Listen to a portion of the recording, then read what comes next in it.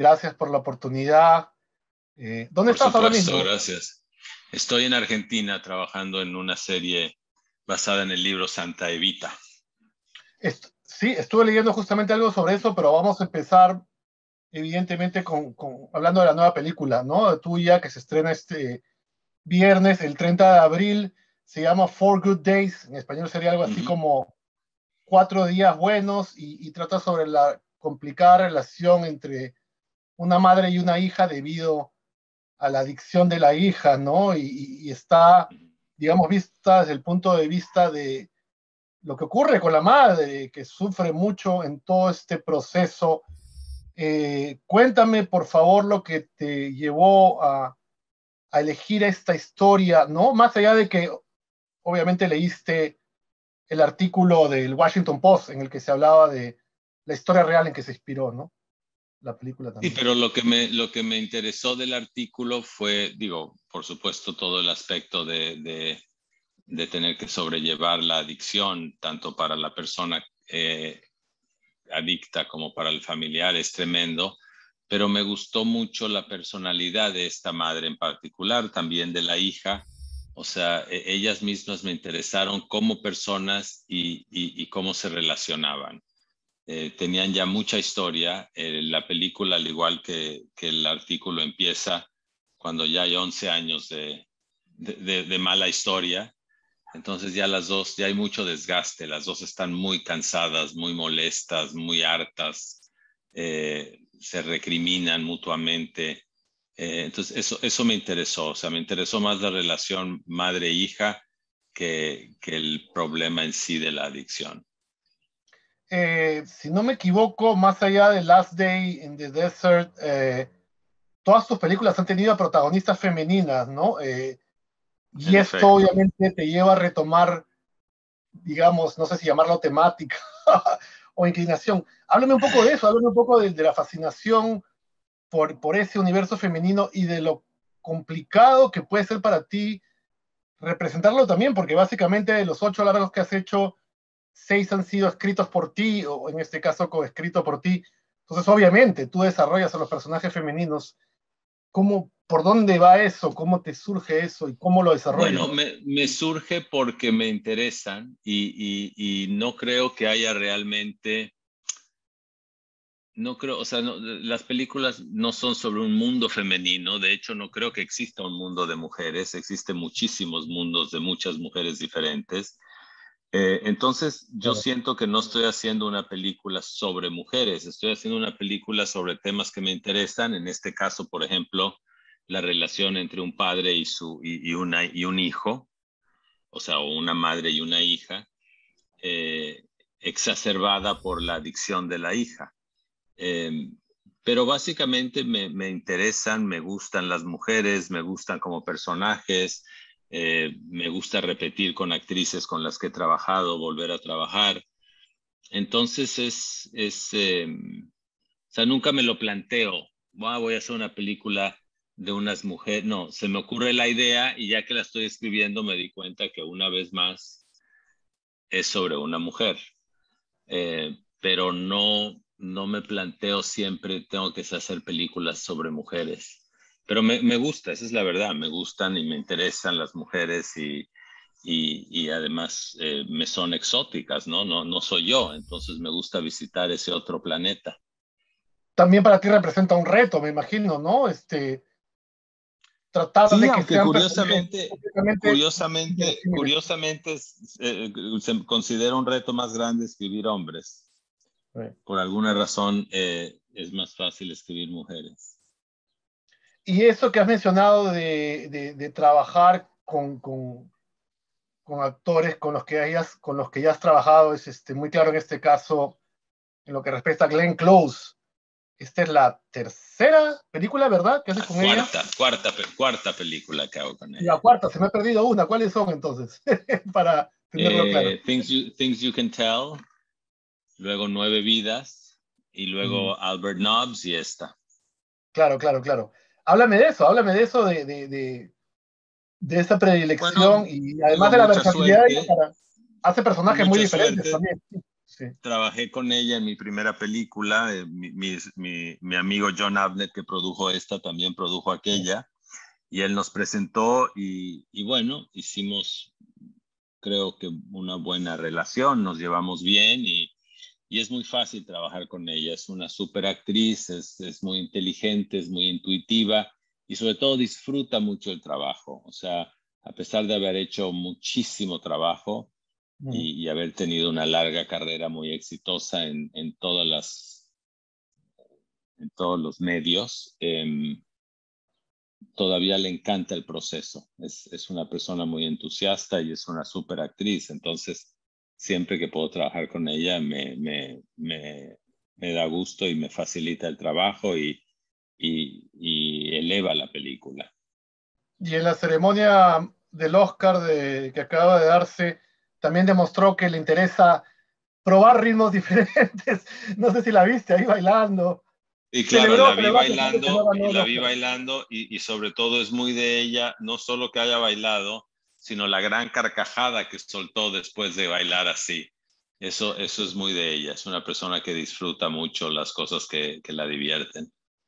Y hablando de eso, estoy leyendo en las notas de prensa que Mila Kunis, que es la actriz que interpreta a la hija drogadicta, cuenta que a pesar de lo difícil y lo oscura que era la historia, el rodaje, gracias a ti, fue muy entretenido. O sea, obviamente, cuando se daba el corte, ¿no? Entonces, lograste que funcionara la cosa así en vez de mantener a todo el mundo en un estado de opresión permanente en Y yo aras creo que además de la cuando excelencia. cuando uno trabaja con actores buenos que saben lo que están contando, no es necesario que el ambiente en el set refleje el ambiente de la historia. O sea, por supuesto está bien que un set sea tranquilo, silencioso, concentrado, pero no es necesario eh, poner a toda la producción en el vía crucis de los personajes, ¿no? Y tanto Glenn como Mila son muy divertidas, tienen un muy buen sentido del humor, entonces ellas también contribuyeron mucho a que todo funcionara. Sea como sea, Glenn Close tiene unas escenas, bueno, las dos tienen escenas muy duras, ¿no? Pero hablando un poco de Glenn, ¿cómo lo manejaste? Esa desesperación, esa angustia tan Bueno, o palpable de la sea, madre ante la eso estaba hija. en el guión y eso estaba en el guión y creo que Glenn entendió perfectamente cuál es, o sea, de qué se trata. Se trata de la vida o muerte de tu hija. Entonces, Glenn es madre de una hija precisamente, entonces creo que entendió perfectamente eh, los riesgos de la situación y la desesperación de tener un hijo o una hija en peligro. Y Mila, con ella sí es la primera vez que trabajas, ¿cierto? Con Mila. Sí, mi amigo John, el productor, había sido productor en Cisne Negro, entonces ellos ya tenían esa historia, pero yo nunca había trabajado con ella, pero como muchos actores de comedias, o sea, con humor, siempre tuve la impresión de que sería una buena actriz dramática. Sí la había visto en un par de papeles dramáticos y lo había hecho muy bien. Y retos, ¿no? Los que tuvo ella, incluso en el aspecto físico, de aparecer de esta manera, Sí, desdentada, con cara demacrada. ella misma diseñó, o sea, escogió el peinado, el pelo pintado, cómo hacer esos dientes que tiene, o esas encías sin dientes. Eh, eh, Él trabajó con su maquillista en el maquillaje, que es de muy buena calidad. O sea, ella tuvo mucha participación en el aspecto físico del personaje.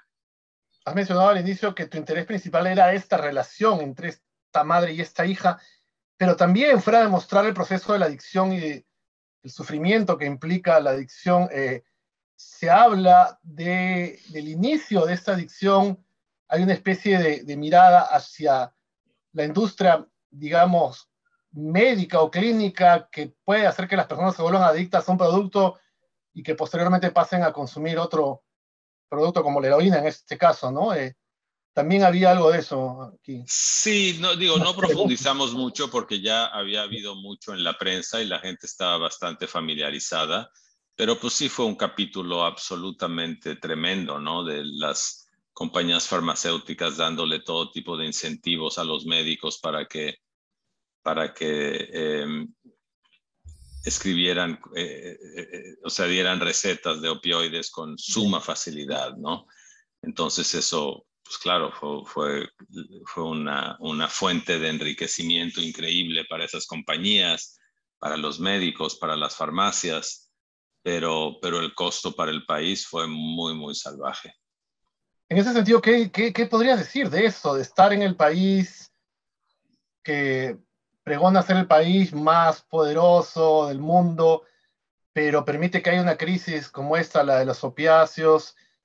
Hay algo que no está O funcionando. sea, o sea, como tantas cosas en Estados Unidos, digo, muchas son buenas, por supuesto, es un gran país, pero también el negocio, ¿no? El dólar manda muchísimo a cualquier Hablé precio. contigo hace ya algún tiempo y hablamos de eso, de tu interés en hacer algunas películas o series o producciones vinculadas a los latinos, ¿no? Has tenido actrices, Elizabeth Peña, Elpidia Carrillo, creo que estuvieron, no creo, estuvieron en películas tuyas, pero ahora sí, estás en Argentina, estás metido en este proyecto de Santa Evita, que va a Uh-huh. hablar de la vida de Eva Perón. Ella va a ser interpretada por Natalia Oreiro. Entonces, De la vida y de la historia del cadáver de Eva Perón, que tuvo una oh, odisea de 20 años. entonces sí, dijiste, este ya es el momento de comenzar Bueno, he de hacer querido siempre, algo lo en que pasa español es que también, ¿no? En Estados Unidos se me ha dificultado mucho, es muy difícil encontrar dinero en Estados Unidos para hacer películas con temas latinos de Estados Unidos. O sea, ahorita estoy haciendo esta, también estoy produciendo para Amazon una basada en un libro de periodismo de mi padre, que es Noticia de un secuestro. Eso lo estoy produciendo, se está filmando ahorita en Colombia. Entonces, pues sí, son cosas que he hecho, pero las he tenido que hacer fuera de Estados Unidos. Filmar en Estados Unidos cosas latinas no se me ha dado todavía. ¿Tú dónde vives actualmente? En Los Ángeles. Ah, en Los Ángeles. Y este proyecto de Santa Evita va a ser en español. Sí, claro, no lo haría si no fuera en español. Yo creo que ya Va a ser lo primero. las épocas que se hacían las historias latinoamericanas en inglés con actores en inglés, eso ya se acabó. Va a ser lo Yo creo que la primero que gente, haces, digamos, de esta envergadura en español. sí, Mencionaste otro proyecto vinculado a tu padre, pero también creo que eres productor noticia, ejecutivo de la miniserie de noticia de, Netflix sobre 100 años de soledad. sí, esa todavía está, esa está todavía más en proceso. El último año Netflix se ha concentrado, creo que de muy buena manera en desarrollar los guiones. Los ha escrito sobre todo eh, un guionista americano puertorriqueño, José Rivera, y ha hecho un muy buen trabajo. Yo ya he leído algunos de los primeros y creo que promete mucho, la verdad. Estoy muy entusiasmado. ¿Cómo te sientes ante eso? Porque incluso gente que no tiene que ver con la familia de Gabo se preocupa un poco, ¿no? Siempre ha habido mucha defensa del, digamos, lo que era, lo que necesitaba trasladar su obra a estos medios. Yo asumo que al participar tú ya esto se le da al asunto más credibilidad, ¿no? Pero ¿cómo te sientes tú ante este No, no, traslado? yo creo que, o sea, se haga lo que se haga y quede como quede la serie, aún si queda, aún si fuera una serie absolutamente preciosa, a mucha gente, o sea, ese tipo de libro, hay gente que quiere ver la serie, hay gente que no quiere ver la serie, o sea, siempre dividirá hasta cierto punto, pero eso no significa que no haya que intentarlo, por supuesto, yo creo que podría ser una muy buena serie, se va por muy buen camino hasta ahora. Y bueno, uno nunca sabe, pero uno tiene que intentar las cosas y creo que es un muy buen momento para hacer este tipo de series que adaptan en muchas horas, con muchos recursos y en idiomas originales, algunas obras literarias clásicas, pero siempre va a dividir, o sea, siempre habrá gente que diga Sí. no deberían hacer la serie, etcétera, eso es inevitable.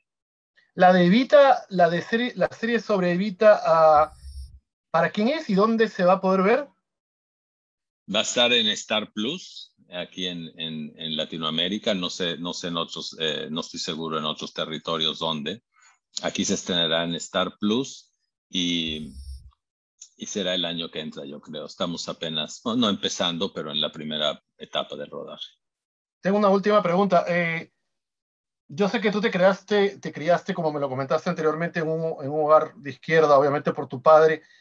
¿Cómo sientes que todo eso que aprendiste y todo lo que tu padre transmitió por ese lado se puede aplicar a un mundo actual que está tan complicado y en el cual ha habido, como sabemos, incluso en este país, tanto descontrol, ¿no?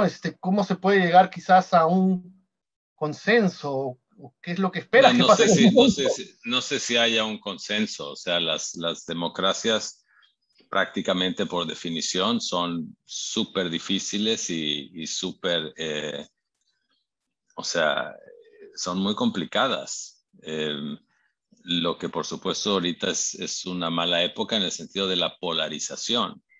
O sea, ya no es solo que los liberales y los conservadores no se ponen de acuerdo, cada grupo tiene posiciones cada vez más opuestas, no existe lo que se llamaba el centro, supongo, Mm, y sobre todo que estamos viviendo, por desgracia, en una época de opiniones, como que los hechos a veces no importan, sino lo que importa es mi opinión, que yo creo que las vacunas no sirven, yo creo que no existe la pandemia, yo creo que el virus es inventado. O sea, la gente adopta posiciones y opiniones a veces basadas en pasiones, ¿no? Y en deseos. Entonces sí es un momento complicado, pero pues, la lucha es continua y será para siempre. O sea, la lucha para mejorar, ya no hablemos de perfeccionar, pero para mejorar los derechos humanos, las democracias, esa es una lucha para toda la vida,